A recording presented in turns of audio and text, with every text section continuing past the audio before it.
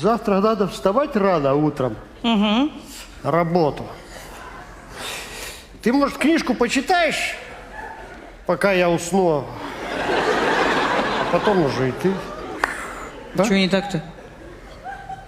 Ну, что ты опять будешь храпеть, я не усну опять. То я. Коль, принцессы не храпят.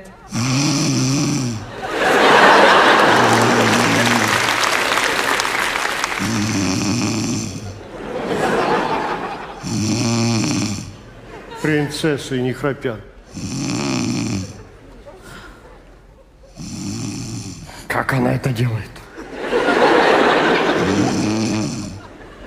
Чем она это делает?